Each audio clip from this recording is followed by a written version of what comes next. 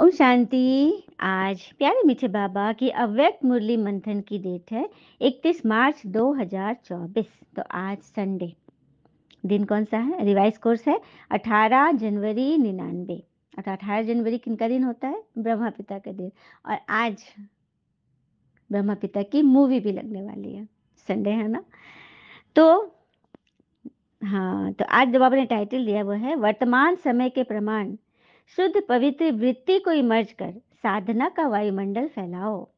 वृत्ति अर्थात हमारा ऑरा, हमारी जो सोच अंदर जो चलेगी ना, अंतःकरण में जो वाइब्रेशन चलेंगे ना, वेव्स, उसी से हमारा ऑरा बनता है। और ऑरा की स्कैनिंग भी होती है।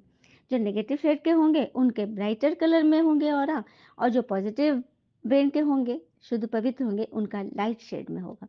तो बाबा कह रहे हैं अब उस शुद्ध पवित्र वृत्ति को इमर्ज कर साधना का वायुमंडल फैलाओ। साधनों का वायुमंडल तो बहुत फैला हुआ है, क्योंकि चारों तरफ इक्विपमेंट मशीनरी चीजें फैली हुई है चारों तरफ। तो साधन तो बहुत हो गए, अब साधना को फैलाओ, अपनी तपस्या को फैलाओ, अपनी योग वृत्ति को फैलाओ। समझा? तो आज की टॉपिक यही है। तो आज स्नेह के सागर भगवान अपने अति स्नेही बच्चों से मिल रहे हैं। सबसे मिल रहे हैं, वाह वाह। आज का दिन विशेष स्नेह का दिन है। तो अमृत वेले से लेकर चारों ओर के बच्चे स्नेह की लहरों में लहरा रहे हैं। हर एक बच्चे के दिल का स्नेह दिलाराम बाबा के पास पहुंच गया है। दिल में आराम करते हैं बाबा। वही तो है, वो गीत था ना, एक राम दशरथ का बेटा, एक राम घर घर में लेता। हाँ, जो आराम कर रहे हैं, और एक है जो पूरे जगत पसारा, जगत को जो संभाल रहा है, सच्चे राम वही है। तो हर एक बच्चे के दिल का स्नेह दिलाराम के पास पहुंच गया है। हाँ, और भगवान भी सभी बच्चों को स्नेह का रिस्पॉन्स में स्नेह का रिटर्न भी दे रहे हैं, वरदान दे रहे हैं। तो आज के दिन भगवान बच्चों को वरदान देते हैं। इसलिए इस दिवस को बच्चों की प्रत्यक्षता का दिन कहा जाता है, क्योंकि ब्रह्मा पिता अव्यक्त हुए थे आज के दिन। आज इन्होंने शरीर छोड़ा था 18 जनवरी 69 को। तो हर साल इस दिन को हम लोग अव्यक्त दिवस के रूप में मनाते हैं। तो आज का दिवस प्रत्यक्षता का दिन है ईश्वर के प्रति, क्योंकि आज ही के दिन भगवान अव्यक्त हुए और आज से ही अव्यक्त दिवस मनाने लगे। ब्रह्म पिता व्यक्त हो गए ना, शरीर व्यक्त भाव से ऊपर हो गया ना। और समर्थ दिवस भी कहा जाता है, विल पावर देने का दिवस भी कहा जाता है, क्योंकि ब्रह्मा पिता गुप्त रूप से कार्य कर रहे हैं। आज भी ब्रह्मा पिता शरीर में नहीं है, हमारे फाउंडर लेखरा दादा, लेकिन वो गुप्त रूप से हम बच्चों को जगाते हैं, उठाते हैं। सब चीज हमारी, हमको हमारे प्रेरणा स्रोत बने हैं। अब जैसे कि एक माँ बच्चों के लिए छत्र छाया होती है ना, ऐसे ही अमृत वेले से लेकर ब्रह्मा माँ, ब्रह्मा, अच्छा ब्रह्मा को भी तोड़ के देखिए, बड़ी माँ अर्थात ब्रह्मा। तो बड़ी माँ माँ बनकर हमारी पालना कर रही है, चारों तरफ से शरीर में नहीं होते हुए हमारी देख रेख कर रही है ना, बड़ी बात। तो आज के दिन भाग विधाता ब्रह्मा हर बच्चे को विशेष स्नेह के रिटर्न में वरदान का भंडार दे रहे हैं। सुना? ब्रह्मा पिता भगवान से ले लेकर हम बच्चों की झोलियां भर रहे हैं भंडारी रूप में। जो बच्चा जितना अव्यक्त स्थिति में स्थित हो मिलन मनाता है। अब यहाँ पर बताना चाहूंगी अव्यक्त स्थिति क्या है। अव्यक्त, क्योंकि ब्रह्मा पिता अव्यक्त हो गए, शरीर से उपराम हो गए, तो हम लोगों का शरीर में रहते अव्यक्त स्थिति कैसे बनेगी? क्योंकि बहुत सारे बच्चों के मन में ये क्वेश्चन अराइज कर रहा होगा कि अव्यक्त स्थिति क्या है। तो अव्यक्त स्थिति अर्थात इस दुनिया में रहते मन बुद्धि से सदा ऊपर निवास करो, उपराम। हर कार्य करते, कार्य नहीं छोड़ना है, हर कार्य करते हो ईश्वर को फील करना, महसूस करके वो हमें देख रहा है। हम लोग सीसीटीवी कैमरा जब भी देख बाजार में या घरों में बहुत लगाते हैं, तो लिखा होता है आप कैमरे के नजर में हो, या एटीएम मशीन के अंदर होता है ना।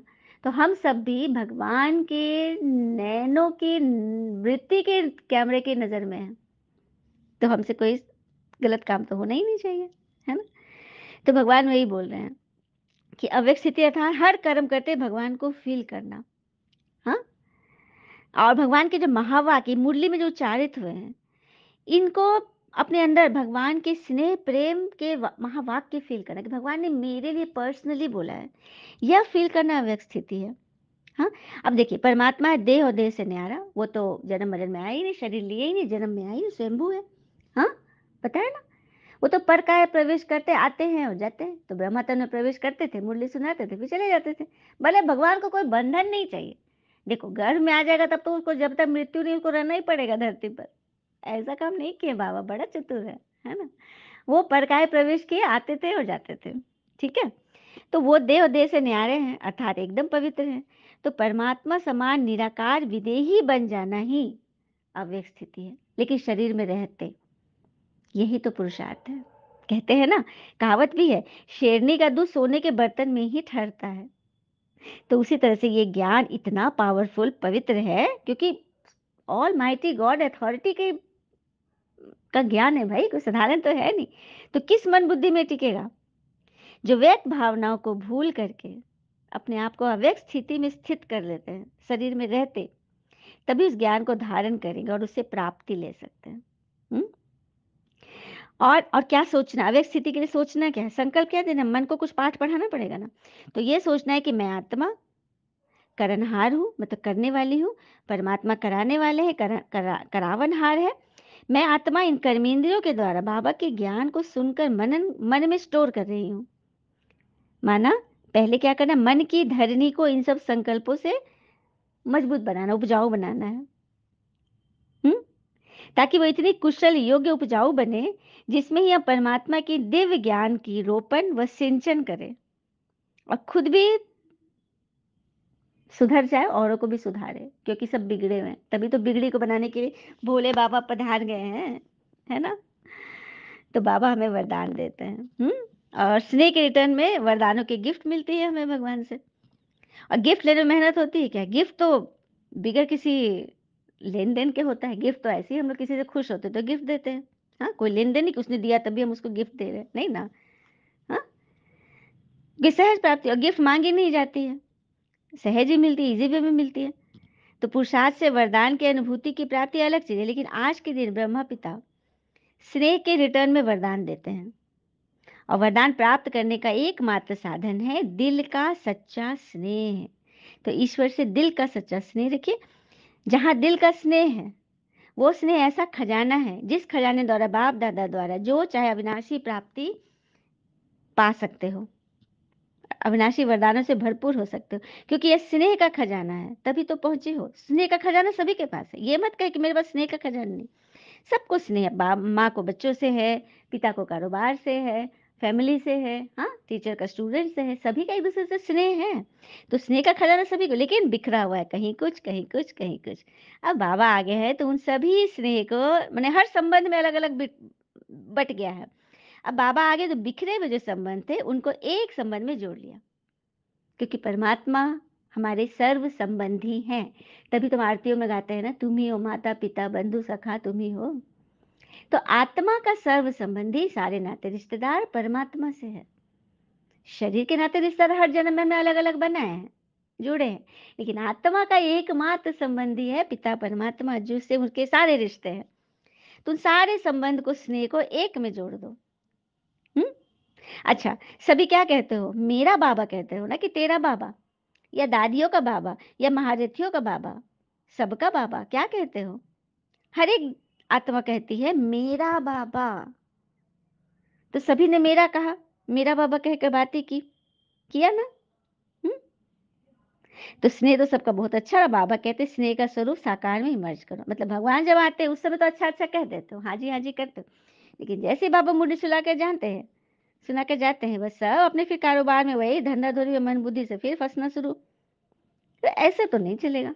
कि टीचर आए उस समय हाँ हाँ हाँ किए, हो हल्ला किया, उसके बाद टीचर जैसे ही निकले, बस फिर अपने अपने काम धंधे में उसी नेचुरल, उसी विकार में चले गए। हम्म तो बाप दादा अभी सभी बच्चों से यह परमात्मा प्रत्यक्षता चाहते हैं।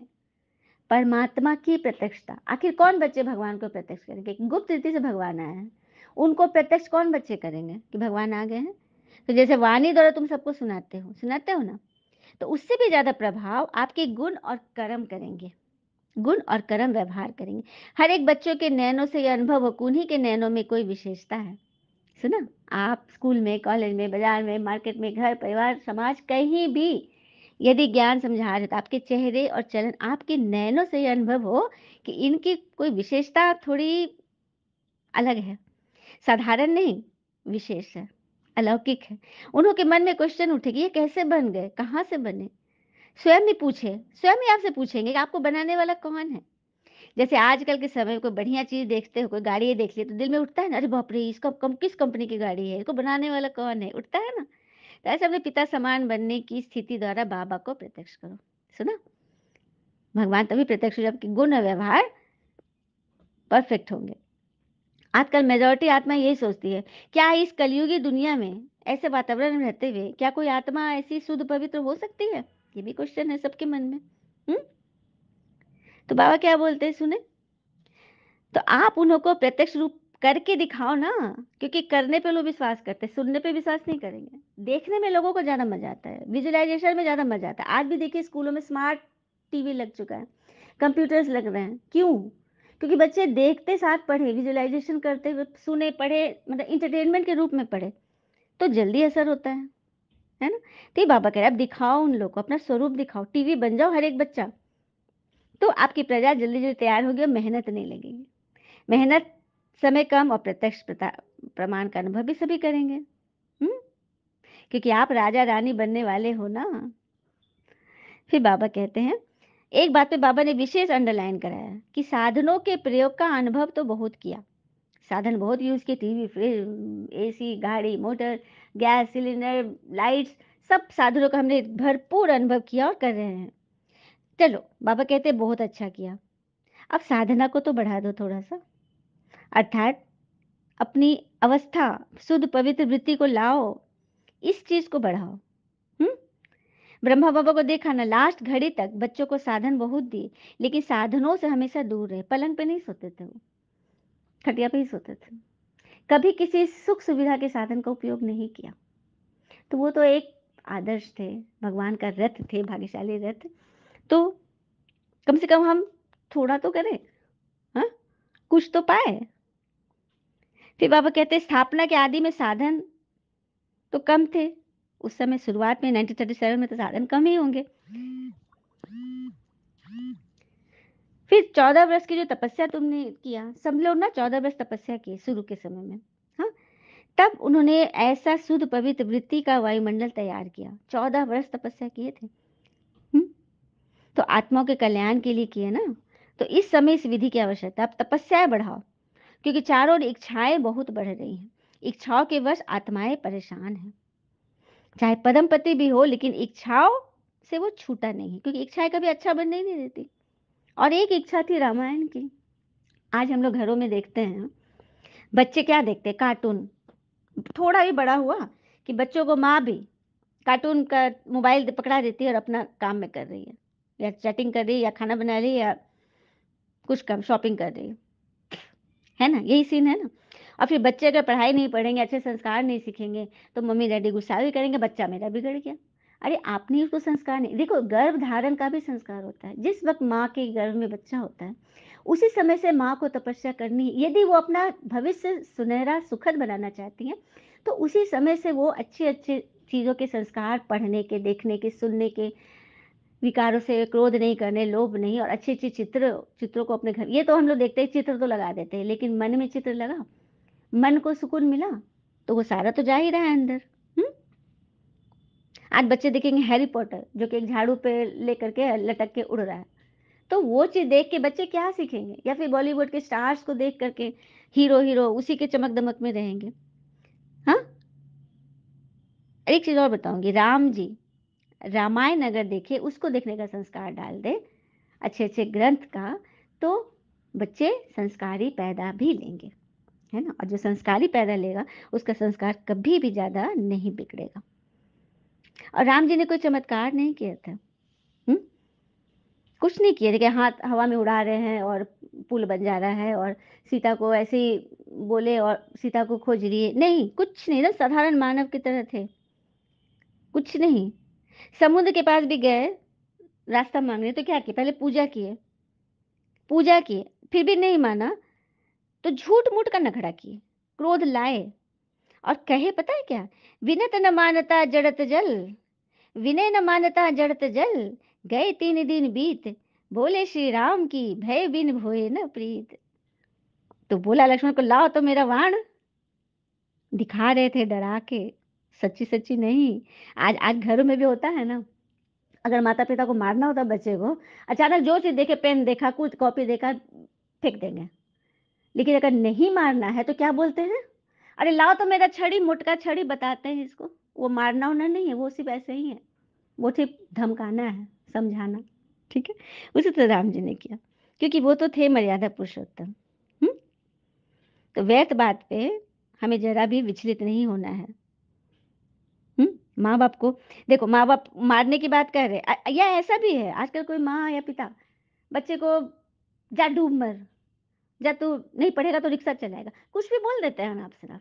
लेकिन अगर सही में बच्चे को चोट लग जाए तो सबसे ज्यादा वही लोग घबराएंगे।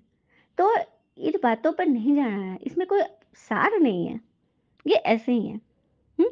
तो उसी तरह से ईश्वर भी हमें आगाह करते हैं, बातें से बताते हैं ना, ऐसे मत करो, माया आएगी, तुम्हें पटकेगी, तुम फंस जाओगे, हप कर लेगी।